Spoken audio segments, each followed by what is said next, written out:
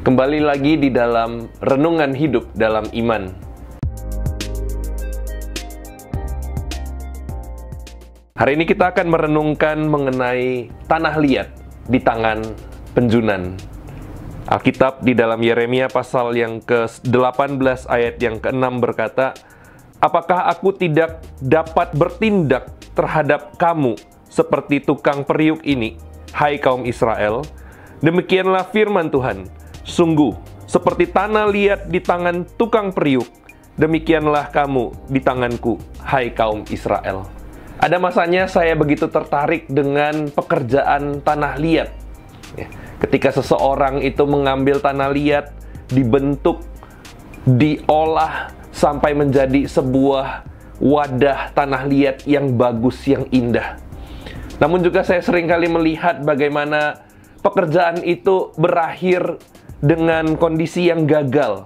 Tanah liat yang dipakai tidak cukup atau tidak baik untuk menghasilkan sebuah produk atau produknya sendiri yang tidak sesuai dengan keinginan si pengrajin tanah liat itu. Sehingga ia harus menghancurkan, meremukkannya kembali, mencampurkannya dengan tanah liat yang lain dan dibentuk ulang. Ketika saya membayangkan itu, saya teringat dengan ayat yang tadi saya bacakan, di mana Yeremia pada waktu itu dibawa oleh Tuhan ke dalam sebuah studio dari tukang periuk. Di sana tukang periuk itu sedang membuat sebuah periuk dari tanah liat, dan di sana juga Yeremia diperlihatkan bagaimana tukang periuk itu menghancurkan hasil yang sudah dibuatnya karena tidak sesuai dengan keinginan si tukang periuk. Dan di situ Tuhan berfirman, "Apakah aku tidak dapat bertindak seperti yang dilakukan oleh si tukang periuk itu?" Di sini Tuhan berfirman melalui Yeremia kepada bangsa Israel yang sudah sedemikian lama meninggalkan Tuhan, yang sudah sedemikian lama memberontak daripada Tuhan, melenceng dari rancangan Tuhan atas mereka, bangsa ataupun umat pilihan Tuhan. Di sini juga diperlihatkan betapa Tuhan itu tidak menyayangkan umatnya jikalau mereka sendiri tidak sesuai dengan rancangan Tuhan. Tuhan lebih mementingkan rancangannya yang indah bagi umatnya.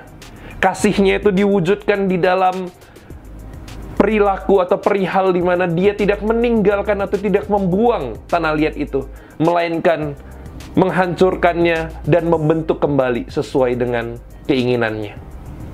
Israel adalah gambaran dari umat Tuhan, dari setiap kita pula yang bisa jadi sudah melenceng jauh dari rancangan Tuhan yang indah itu. Namun Tuhan tetap beranugerah bagi kita. Ketika kita berdosa, Tuhan menyediakan rancangan yang indah, bahwa anaknya yang tunggal itu sendiri yang dihancurkan melalui kayu salib, agar kita semua juga turut di dalam tanah liat yang dihancurkan itu bersama-sama dengan Tuhan kita Yesus Kristus, dibangkitkan kembali di dalam ciptaan yang baru. Namun kita sebagai ciptaan yang baru juga masih hidup di dalam daging. Kita juga perlu untuk berproses semakin hari serupa dengan Kristus.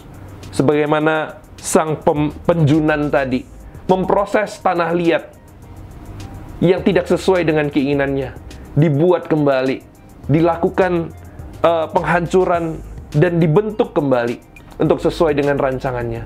Demikian pula yang Tuhan sedang kerjakan di dalam hidup kita. Mungkin kita bergumul dengan kondisi hidup kita yang Tuhan izinkan mengalami berbagai hal yang tidak mengenakan. Apakah kita bisa melihat itu adalah proses yang Tuhan kerjakan untuk menghancurkan kita dan membentuk kita kembali menjadi indah dan sesuai dengan rancangannya?